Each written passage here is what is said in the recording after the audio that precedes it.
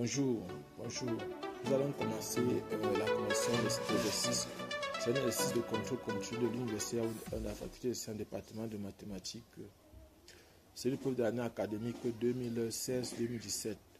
Contrôle continu de maths 117, filière biosciences et géosciences, niveau 1, durée 1h30. Nom, prénom, tout ça comme ça. Bon, en fait, maintenant, première question, on pose grand F de x égale à ceci. Donc, nous allons commencer directement en solution. On a grand F de x égale à est égal de 1 sur 2x au carré plus 6x plus 12 le tout dx. Donc, voilà ce qu'on a. Et puis maintenant, on dit première question. La forme canonique de 2x au carré plus 6x plus 12 est, donc petit a, forme canonique de 2x au carré plus 6x plus 12. Donc on a 2x au carré plus 6x plus 12 égale à. On va donc mettre d'abord 2 en facteur ici. Ça va faire 2 facteurs de x au carré plus 6x plus 3x plus 6. Et maintenant on va prendre ceci. On va faire ce qu'on appelle le début de développement d'un carré. Ça va faire x plus 3 demi, le tout au carré. Ça va faire x, ça c'est une identité remarquable. A plus b le tout au carré, ça va faire a au carré plus 2ab plus b au carré. 9k. Et on va donc tirer ici x au carré plus 3x qui est égal à x plus 3 demi au carré moins 9k. Donc voilà ce qu'on a. Et à partir là, donc maintenant, ce qu'on va faire, on va venir donc remplacer ceci ici à l'intérieur. Ça va faire 2x au carré plus 6x plus 12 égale à 2 facteur de x plus 3 demi au carré moins 9k plus 6. Donc maintenant, ici on va réduire ce même dénominateur. Ça va faire 2 facteur de x plus 3 demi au carré plus 15k. Donc voilà par exemple, c'est ça qu'on appelle la forme canonique. Là j'ai un changement de variable, genre ax égale à x plus b. Donc ce que nous on va faire maintenant, on va venir dans la forme canonique ici. On va donc venir ici là, dans la forme canonique ici, et on va remplacer ce b ici, grand B. On va remplacer ici dans la forme canonique, on va tirer 15k, on va mettre ça en facteur. Donc on aura 2x plus 6x plus 12 égale à 2 facteur de 15k, le tout facteur de, on va d'abord donner 4 sur 15 facteur de x plus 3 demi, le tout au carré plus 1. Donc ici maintenant on va faire entrer ceci ici à l'intérieur de ça. On va faire entrer ceci ici à l'intérieur de ça. On va simplifier ici. Ça fait 15 demi facteur de. Ça fait 15 demi facteur de. Ça va faire ici 2 sur racine de 15. 2 sur racine de 15 facteur de x plus 3. 3 demi. 3 demi. Le tout au carré plus 1. Donc voilà ce qu'on a. Et ici, ça c'est grand A, ça c'est grand X. Ça c'est grand A. Donc on peut écrire que ça c'est grand A et ça c'est grand X. Donc on peut poser tout ceci est égal à grand X. Donc si on posons, grand X est donc égal à 2 sur racine de 15 facteur de x plus 3 demi. Ça implique que racine de 15 sur 2 fois grand X est donc égal à X plus 3 demi. Donc en posant comme ça, ici, on obtient donc grand A est égal à racine de 15 sur 2 et grand B est égal à 3 demi. Donc voilà ce qu'on obtient. Et puis maintenant, ça c'est la question B. Maintenant question C. On dit l'expression grand F de AX moins B en fonction de grand X est donc expression de F de AX moins B en fonction de grand X est, voilà, donc AX moins B est encore égal à petit x. Ça implique que donc F2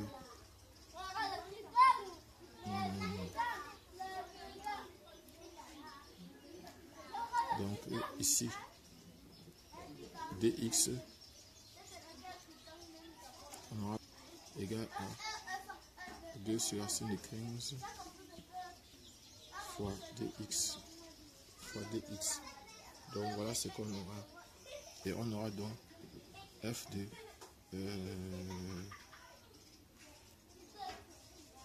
racine de 15 sur 2 x moins 3 demi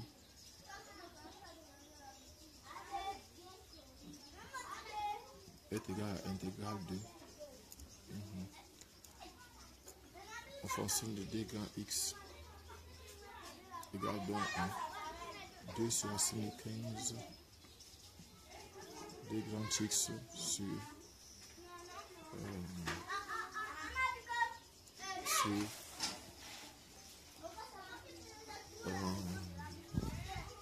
ici ça fait 15 sur 2.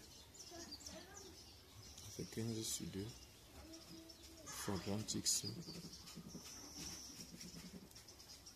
au carré plus 1.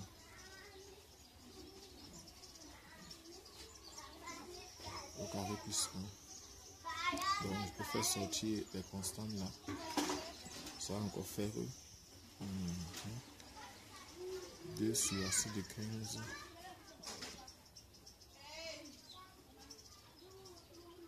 donc c'est multiplié par 2 ici et par 2 là, le 2 d'ici par ça va rester 4 fois 4 sur racine de 4 sur 2 15 intégrale de dx sur x au carré plus 1. Donc voilà ce qu'on obtient ici. Et maintenant on va faire donc f de racine de 15 sur 2 x moins 3 demi égale donc à ici ça va faire 4 racine de 15 intégrale de 1 sur x au carré plus 1 dx. Donc voilà ce qu'on a. Voilà, c'est obligé de 1 sur ici ça fait 15 demi facteur de racine de ça fait 2 sur racine de 15 sur racine de 15 facteur de x plus 3 demi au carré plus 1 dx. Donc voilà ce qu'on va avoir. Et puis maintenant on demande de déduire l'expression f de x. Maintenant déduire l'expression de f de grand de petit x. Donc de comme f de grand x est égal à 4 sur 15 racine de 15 intégrale de dx sur 1 plus x au carré alors f de grand X est donc égal à 4 sur 15 racine de 15 arc tangente de grand X plus une constante. Donc le grand X étant égal à, donc ça va faire f de petit x qui est égal à 4 sur 15 racine de 15 arc tangente de 2 sur racine de 15 facteur de x plus 3 demi plus une constante. Donc voilà par exemple ce que j'aurai. Voilà par exemple ce que j'aurai. Maintenant, petit 2, on donne petit 2. On donne le complexe petit 2 posant z égale à 1 moins exponentielle de moins i θ avec θ appartenant à l'intervalle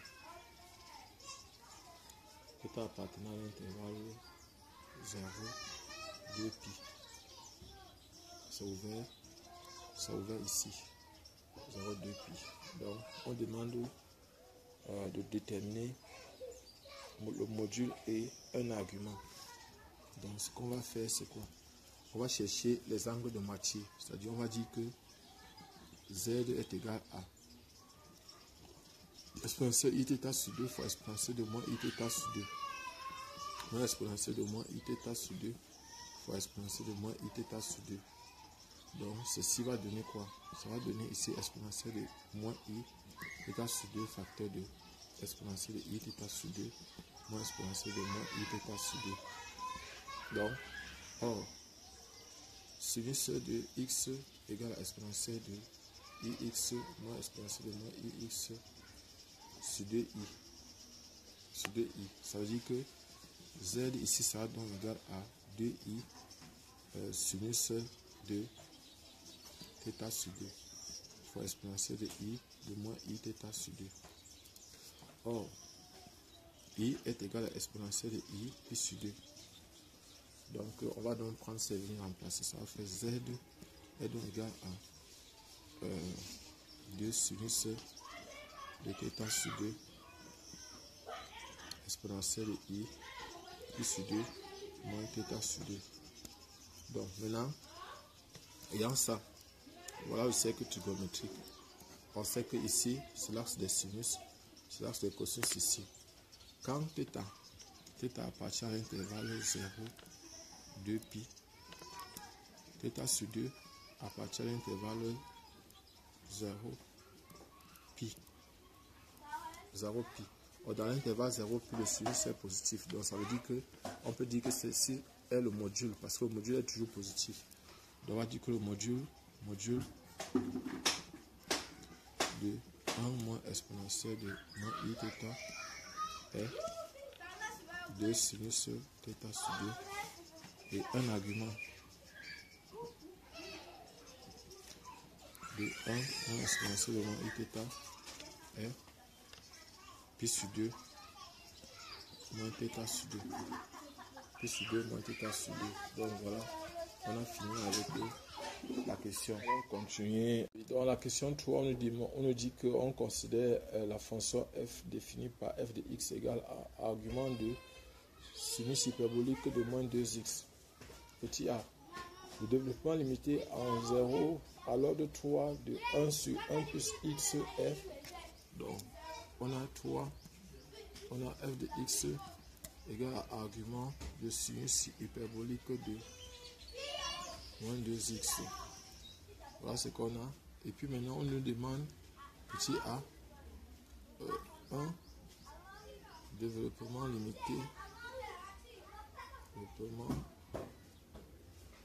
limité,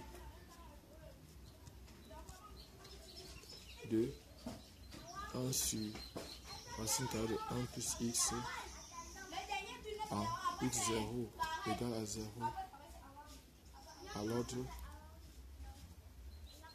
3n.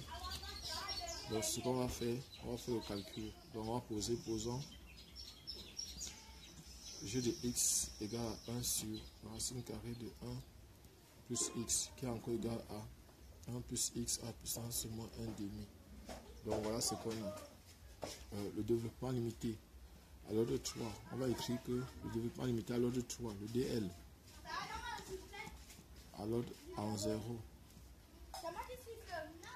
à l'ordre 3 est, on va utiliser la formule de Mark-Lorentz. Formule de Mark-Lorentz. On va avoir donc ici g de x égale à g de 0 plus x g' de 0 plus x au carré sur le factoriel de 2 g second de 0 plus x au cube sur le factoriel de 3 g troisième en 0 plus x au cube epsilon de x. Epsilon de x. Donc avec limite de epsilon de x lorsque x tend vers 0 égale à 0. Donc maintenant on a g de x égale à 1 sur racine carrée de 1 plus x. Donc g de 0 égale à 1 sur racine de 1 plus 0 qui est égal à 1. G' de x égale à moins 1 demi. Bon, en fait, moins 1 demi. Je vais mettre la formule. Moins 1 demi de 1 plus x à la puissance moins 3 demi. Donc, la formule que j'utilise ici, c'est f à la puissance n, le tout prime, égale à n, f prime, f n à la puissance n moins 1, f à la puissance n moins 1. Donc ici, on aura g' de 0, ça va égal à moins 1 demi simplement. Dérivée seconde de x égale donc à moins 1 demi, facteur de moins 3 demi, de 1 plus x à la puissance moins 5 demi. Donc ici on aura donc g seconde de 0 qui sera égal, ici là on aura, ça va faire 3k simplement. Dérivée troisième de x égale à 3k facteur de moins 5 demi, facteur de 1 plus x à la puissance moins 7 demi. Donc ici, dérivée troisième en 0 est égal à, ça va faire moins 15 huitième, moins 15 huitième. Et puis maintenant, on va donc venir remplacer tout ça dans la formule de Mark-Lorentz ici. Donc on aura donc g de x égale à g de 0 qui est 1 plus x facteur de moins 1 demi plus x au carré sur factoriel de 2 facteur de 3k plus maintenant x au cube sur factoriel de 3 facteur de moins 15 huitième plus maintenant x puissance 3 epsilon de x. Et on va donc arranger. On a donc g de x qui est donc égal à 1 moins 1 demi de x. Et ici ça va faire 2. Factoriel de 2 c'est 2. Donc ça va faire 3 huitièmes plus 3 huitièmes de x au carré. Et ici on peut simplifier par 3. Par 3 ça va faire 5. Il va rester 2 ici. 2 ça va faire 5 16e moins 5 16e de x au cube plus x au cube epsilon de x. Donc voilà par exemple. Ça veut dire que ici on aura donc 1 sur racine carrée de 1 plus x égale donc à 1 moins 1 demi de x plus 3 demi, 3 huitièmes de x au carré moins 5 16e de x au cube plus x au cube epsilon de x. Epsilon de x. Donc voilà ce que j'ai. Donc nous allons calculer maintenant f'. F' de x. Donc on a petit b. F' de x égale à argument de sinus hyperbolique de moins 2x prime. Donc ça va faire moins 2x prime sur racine carrée de 1 plus moins 2x au carré. Donc voilà ce qu'on a. Voilà. Et puis maintenant, ceci va donner f' de x sera donc égal à f' de x sera donc égal à moins 2 sur racine carrée de 1 plus 4x au carré. Donc voilà ce qu'on a. Donc voici ce qu'on trouve. Maintenant, on demande maintenant un développement limité à l'ordre 3 de f de x. Donc déjà, on doit chercher un développement limité à l'ordre 3 de f de x. Et maintenant, développement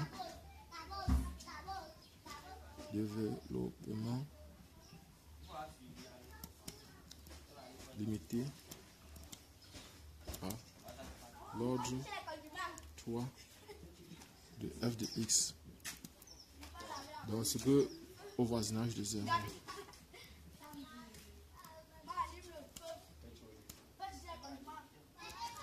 Au voisinage de 0. Donc voilà ce qu'on doit avoir. Et maintenant, ce qu'il doit faire, maintenant, c'est que déjà on va d'abord chercher à faire un développement limité de la fonction ci. De cette fonction-ci. Donc on va faire un développement limité de ceci. Et après ça, on va déduire le développement limité de f de x. Donc on va commencer par ça.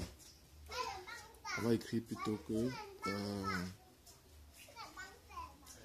donc f' de x égale à moins 2 facteur de 1 plus 2x au carré. Le tout à la puissance moins 1 demi. Donc voilà ce que je suis en train d'écrire. Voilà ce que je suis en train d'écrire.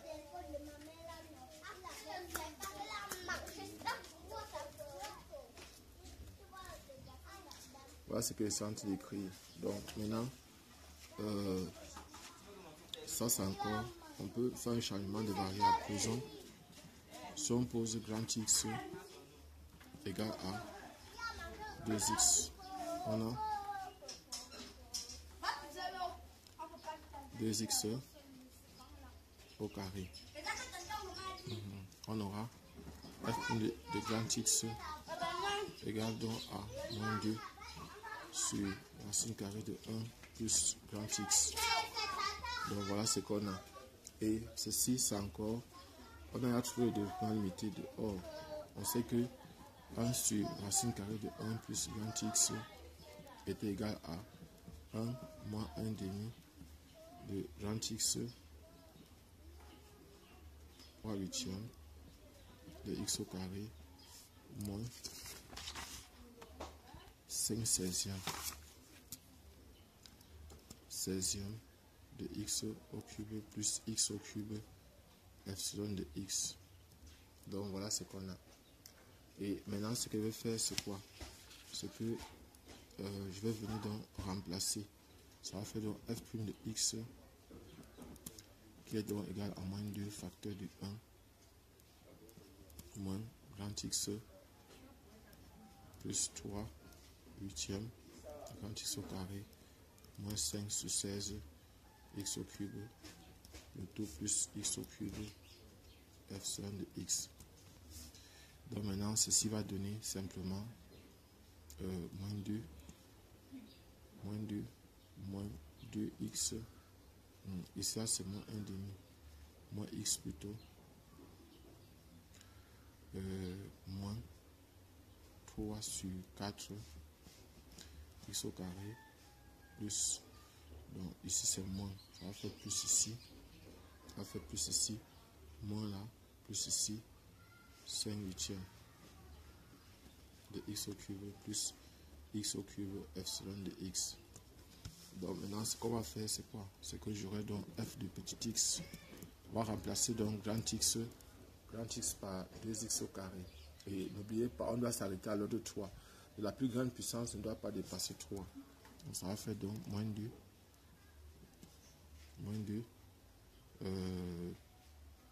plus 4x au carré, moins 2 plus 4x au carré. Bon, maintenant si on vient remplacer ici, ça va donner x puissance 4. Donc je m'arrête là. plus x puissance 3 epsilon de x. Toujours avec limite de epsilon de x plus x tend vers 0 égale à 0. Donc maintenant, ça c'est f' de x. Maintenant, on va intégrer la fonction ci pour avoir pour f de x. Donc f de x sera donc égal à moins 2x, on trouve une primitive, plus maintenant 4 tiers de x au cube plus x au cube epsilon de x. Donc voici un développement limité de la fonction f de x. Voilà ça. Et maintenant, nous sommes à la question 4. Nous sommes à la question 4. Donc, à la question 4, on dit qu'on considère la fonction h de x égale. Donc 4, h de x est égal à argument de cosinus hyperbolique de moins 2x plus 1. Voilà ce qu'on a. Et on demande maintenant le domaine de définition, l'ensemble de définition. Donc DH, domaine de définition de H est DH égale à H de X existe, c'est seulement si moins 2x plus 1 est supérieur ou égal à 1. Donc voilà le domaine de définition de la fonction argument de sinus hyperbolique. On doit avoir ceci supérieur ou égal à 1. Donc ça va faire encore, ceci équivaut à dire que moins 2x est supérieur ou égal à 0 parce que le 1 ça va traverser par là, ça va donner 0. Ça va faire x est inférieur ou égal à 0. Ça veut dire que le domaine de définition DH est donc égal à l'intervalle moins l'infini 0. L'intervalle moins de l'infini 0. Maintenant, ça c'est petit a. Petit b maintenant. Petit b maintenant, on dit la limite de h aux bornes de son ensemble de définitions sont limite. Donc, limite de h pour petit b. Ça c'était petit a. Limite de h de x lorsque x tend vers moins l'infini est égal à la limite de c'est égal à la limite de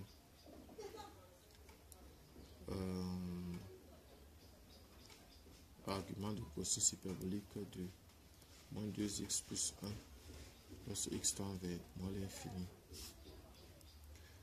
Et ceci est égal à quoi? Point d'interrogation. Or, ce qu'il faut savoir, c'est que l'argument de cosinus hyperbolique de x est égal à ln de x plus racine carrée de x au carré moins 1. Donc voilà par exemple ce qu'on a. Donc ça signifie que, on va remplacer, ça signifie donc que limite de h de x lorsque x tend vers moins l'infini est donc égal à la limite de ln de moins 2x plus 1 plus racine carrée de moins 2x plus 1 au carré moins 1 lorsque x tend vers moins l'infini. Bon, on va prendre ici, bon, ici ça va faire plus infini. Plus infini, parce que ça va faire ln de plus infini, ça donne plus infini. Donc maintenant, limite de h de x lorsque x tend vers 0. Ça doit faire donc ici ça va faire limite de argument donc argument de cosinus hyperbolique lorsque x tend vers 0 de moins 2 plus 1 qui va donner argument de cosinus hyperbolique de 1. Parce qu'on va remplacer x par 0. Ce qui va donner ici ln de 1 plus racine carrée de r au carré moins 1. Qui va donner ici, là, ça va faire 0 ici, là. Ici, ça va faire ln de 1 qui est égal à 0. ln de 1 qui est égal à 0. Donc, voilà. Donc, comme conclusion, limite de h de x lorsque x tend vers moins l'infini est égal à plus infini, et limite de f de x lorsque x tend vers 0 égal à 0. Donc voilà par exemple ce qu'on trouve ici. Voilà ce qu'on trouve ici comme conclusion. Maintenant,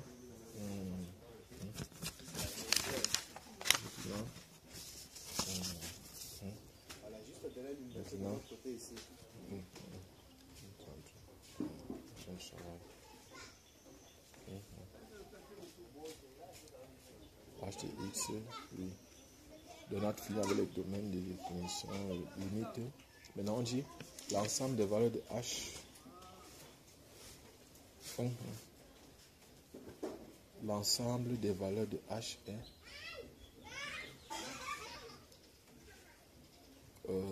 on dit les limites de h au bord de son domaine de définition sont oui.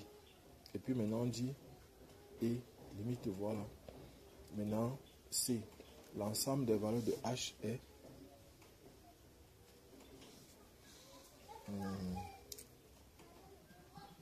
oui. Donc c, déterminant l'ensemble des valeurs de h. Donc pour cela, pour déterminer l'ensemble des valeurs de h, ce que nous va faire, c'est que on va, bon, quand il y a le domaine de définition, on va trouver le dérivable. Donc f h est dérivable sur moins l'infini 0 ouvert en 0. On doit exclure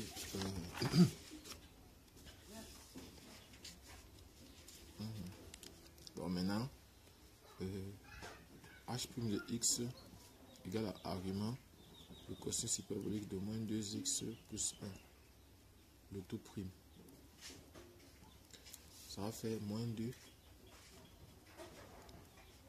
plus 1, moins 2x plus 1, le tout prime, divisé par racine carrée de moins 2x plus 1 au carré moins 1. Donc voilà ce qu'on aura. Ça va donc donner ici moins 2 sur racine carrée de moins 2x plus 1 au carré moins 1. Or, ici là, ça c'est négatif. Ça veut dire que h est décroissante sur dh. Donc maintenant, tableau des signes, tableau de variation. Tableau de variation de h. Tableau de variation de h. Tableau de variation de h. Donc, tableau de variation de h. Ici c'est x. Ici c'est moins l'infini. Ici c'est 0. C'est 0. Ici c'est h' de x. Ici c'est négatif. Ici c'est h de x. Donc ici on va quitter de plus infini. On va descendre jusqu'à 0. Donc ça signifie que l'ensemble des valeurs de h, donc h de x, appartient à l'ensemble 0. La fonction n'est pas dérivable ici. Donc on va mettre 2 barres ici pour dire que la fonction n'est pas dérivable. H n'est pas dérivable en 0. Ça fait 0 plus infini. Donc h appartient à l'ensemble Maintenant, petit b. On a trouvé ça, petit c. Petit d, maintenant, on doit résoudre une équation. H de x est inférieur ou égal à 0. H de x est inférieur ou égal à 0. Donc, petit d, h de x est inférieur ou égal à 0. Et qui va dire que on est à le domaine d'ensemble. Voilà, par exemple, on aura par exemple ici la seule solution, c'est x égale à 0. Donc, S égale à 0. Voilà, par exemple, la seule solution. Maintenant, D, question à D. D. Maintenant, E, la fonction h est bijective et sa bijection réciproque a pour ensemble de définition h-1. Donc, D, h-1 est égal à quoi? Donc, vous voyez par exemple, ici on est moins l'infini. Donc, ça c'est le domaine de définition de la bijection réciproque. Donc, ça sera plutôt 0 plus infini. Donc, voilà le domaine de définition de la réciproque de h-1. C'est comme dans le tableau-ci. Comme la fonction est bijective ici, on va prendre par exemple, c'est ça là qui sera le domaine de définition de la bijection réciproque. Donc, h-1. Et on demande donc son expression. L'expression de h de x. Donc, expression de h de x. Donc, ce qu'on sait, c'est que quoi? C'est que h de x est égal à argument de cosinus hyperbolique de moins 2x plus 1. Voilà la fonction h de x.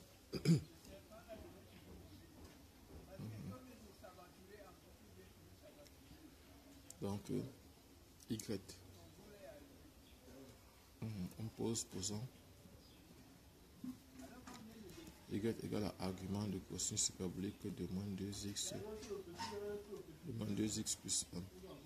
On va appliquer cosinus hyperbolique de y, donc sera donc égal à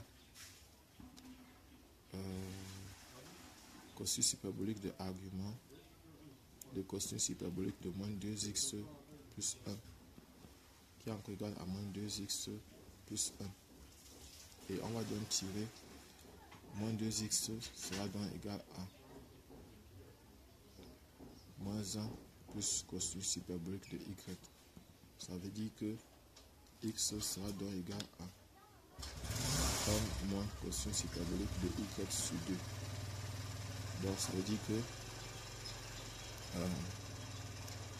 h moins 1 de x est donc égal à 1 moins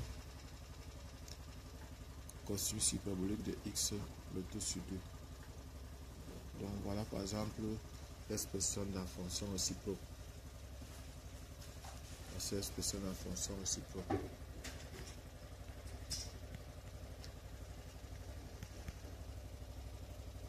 Question 5. On considère la liste des nombres complexes suivants. Donc on a 1 plus, ça c'est la question 5, 1 plus i, racine de 3, le tout sur 1 moins i, le tout à la puissance n, avec n appartenant à l'ensemble 3, 6, 12, 18, 24. Voilà ce qu'on a. Et maintenant on dit petit a, la forme exponentielle de 1 plus i, donc petit a, la forme exponentielle de 1 plus i racine de 3 sur 1 moins i est, bon déjà 1 plus i racine de 3, on va calculer son module. Le module de ceci sera égal à la racine carrée de 1 plus 3 qui donne 2. On va faire la racine de 4 qui est égal à 2.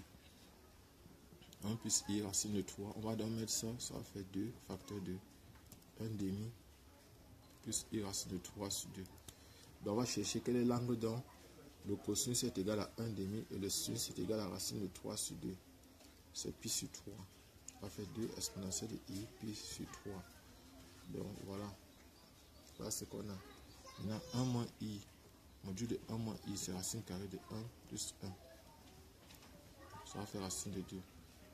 Donc 1 moins I est égal à racine de 2, facteur de racine de 2 sur 2, moins I, racine de 2 sur 2.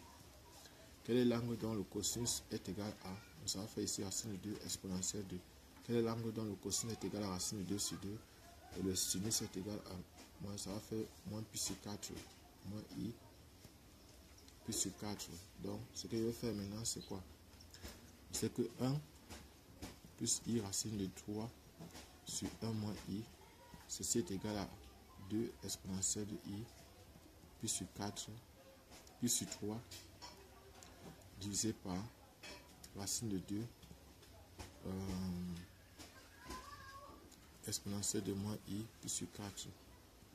Donc, on va multiplier par racine de 2 ici, par racine de 2 ici.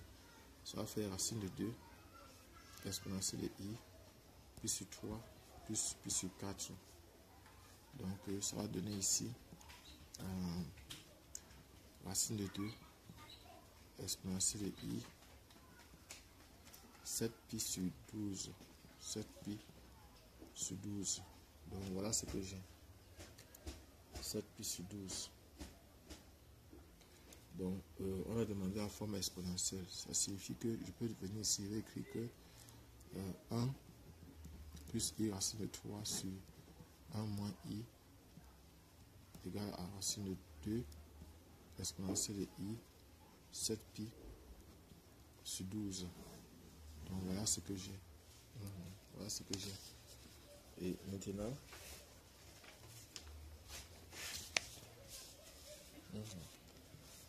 la question B. Pardon. Les réels de cette liste correspondant aux valeurs de n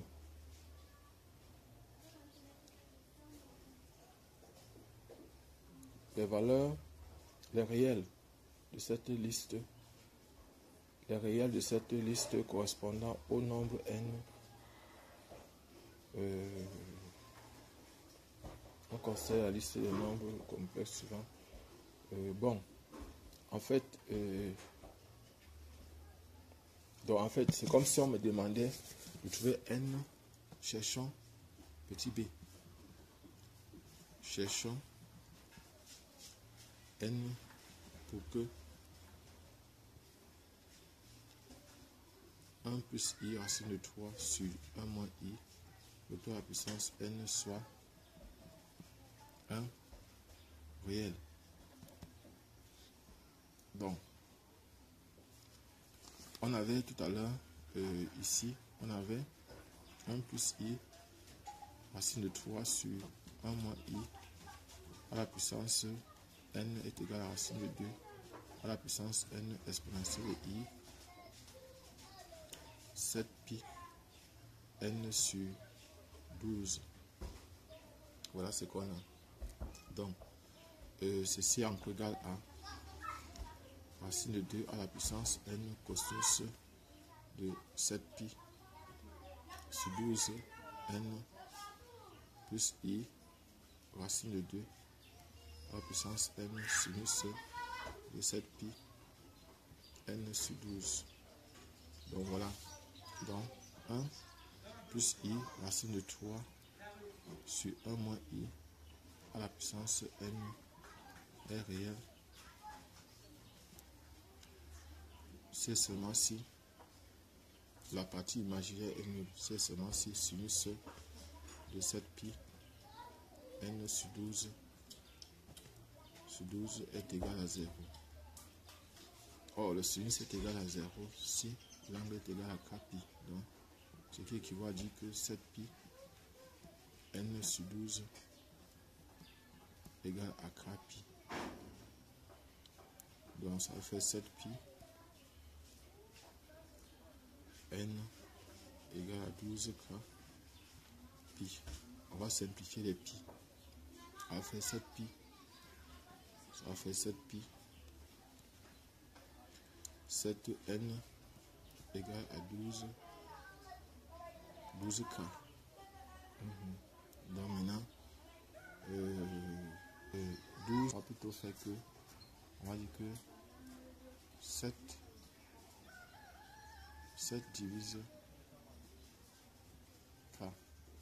Ce qui équivaut à dire qu'il existe un k prime appartenant à n tel que k soit égal à 7 k prime. Donc 7k prime, ça implique donc quoi que on a 7n égale à 12 à 7k prime. On simplifie par 7, ça veut dire que n est égal à 12k prime. Donc ça veut dire que n doit être multiple de 12.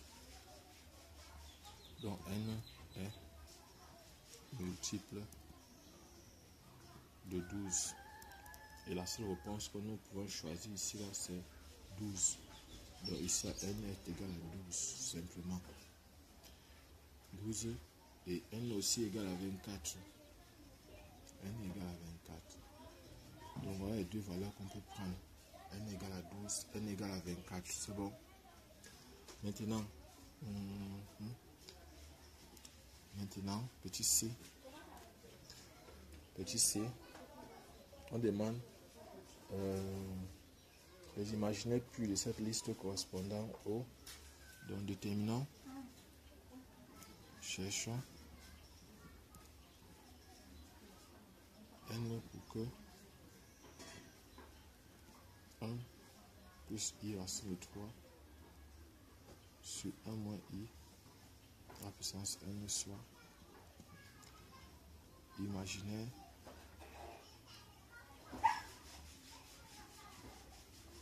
pur. 7 pi n sur 12 est égal à 0. Ce qui va dire que 7 pi n sur 12 est égal à 2k plus 1 pi sur 2. Donc les multiples impairs de pi sur 2 annulent cosinus. Donc ça fait que ici donc on peut simplifier par pi. On va faire 7, on peut simplifier par pi. Et ceci va venir ici, ça va faire 7n égale à 2k plus 1 fois 6. Donc il y a 6 ici parce qu'on va simplifier par 2 aussi. Divise 2k plus 1. Ça signifie qu'il existe un k prime, bien un k second appartenant à n tel que 2k plus 1 soit égal à 7k second. 7k second. Donc on va faire 7n égale à 6 fois 7k second qui est égal donc à ce qui équivaut à dire que n est donc égal à 6k second est égal à 6 ou n égale à 18. Donc voilà les valeurs qui marchent ici. N égale à 6 ou n égale à 18. On demande de calculer la limite ici en utilisant la règle de l'hospital. On va donc faire un petit rappel sur la règle de l'hospital. Donc 6, règle de l'hospital.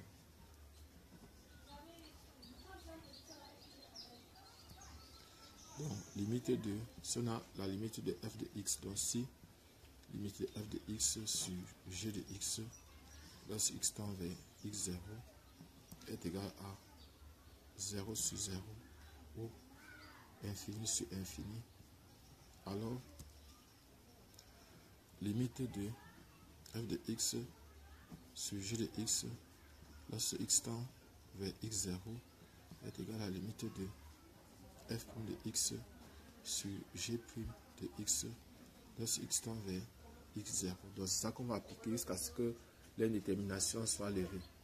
Et maintenant nous avons limite dans tout cas. On a limite de 1 moins cosinus de x sur 2 sur 1 moins cosinus de x lorsque x tend vers 0.